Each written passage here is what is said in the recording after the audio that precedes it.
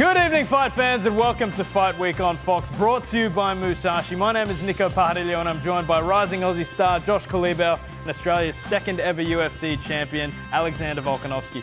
Alex and Rob Whittaker are the only Aussies to have ever tasted UFC glory, but Steve Erceg this Sunday in Rio de Janeiro has a chance to become the third. We're going to chat to Steve live on the program in just a moment, as well as his opponent, hometown hero Alexandre Pantoja. Also, the King of Rio is back, longtime featherweight king Jose Aldo. We're going to reflect on his illustrious career. That's all coming up on Fight Week on Fox.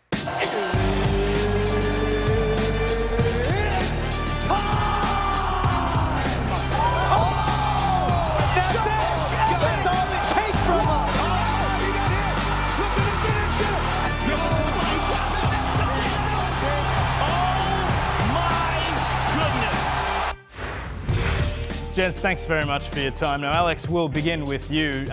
Some news that came to light last week. Joe Rogan on his podcast announced that Ilia Topuria allegedly refused the rematch for you in Perth. But was that fight ever even a possibility happening that soon? Well, obviously, I've made it pretty clear that I wanted to wait a bit towards the end of the year. I know that is the end of the year, but I was looking maybe that a little bit later.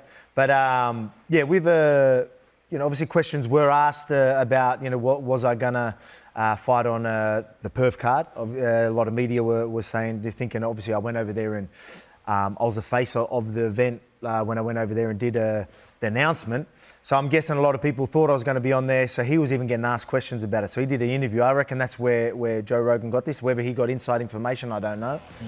Where he was like, why would I go to enemy territory and fight someone, I'm the champ, and he was saying things like that. So whether that's what Joe Rogan was going off, or he's got inside information, but nothing was ever brought to me as in we want to fight, because I've been talking to UFC and I've made it clear that I want to fight later in the year and give myself a bit of a break. I know that is later in the year, but maybe that little bit later. I wonder if the rematch will then take place in Spain later on this year. Are we hearing anything on that front? Well, that's obviously what they wanted to do, right? They wanted to do Spain. But I don't know if they can get that done in time. So whether that's going to be next year, I don't know. And I don't think it's ideal for Ilia to wait till then. I don't want to wait that long either. I'm the one wanting a break, and I don't even want to wait that long. So if he wants to hold the division that long, I think that's going to put a bit of a sour taste in people's mouths, especially with how active I was. But I think we'll see. We'll see what happens. I know they want to do Spain. I know he wants it. I know the UFC do want it. I just don't know if they can get it done this year. Okay, well, Josh, welcome back. You had a great fight recently with Danny Silva, who disappointingly missed weight, but you performed admirably nonetheless. Your thoughts on your performance? Oh, man. It's one of those things that you just got to learn from. But, again, I was happy with the performance. Just couldn't get the job done. So it's a bit disappointing. But, man, it's just one of those fights you just got to learn from. So. Yeah, and what's next for you coming up then? As you guys can see, I did hurt my hand in the last one. So I'm just taking a little bit of time away and just enjoy healing this, and then just, get back into the gym and then, 100% I'll be on Perth though. So let this heal and then just start getting ready for Perth. So you're definitely looking forward to getting on UFC 305 in August? 100%. I'll cut this hand off if I have to. But yeah, I'll definitely be on that Perth card. Well, judging by how good that performance in Perth last time was, I imagine, you're still buzzing from it. That whole event with Volk going for double champ status, and just how everything went with the whole fight week. It just felt I don't know, it was a piece of Australian history that what was happening at that. We didn't know obviously at the time, but it's just such a big event for us here in Australia. So yeah, definitely want to be a part of something like that again, 100%. Well, looking back on that fight that you had against Danny Silva, what positives can you take out of how that fight took place?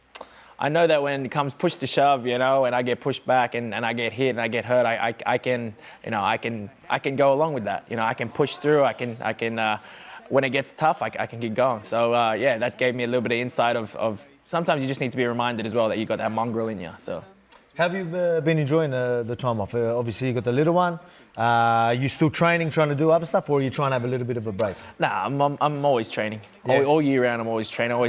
That's my release. That's my little getaway. You would understand with your little bubba as well.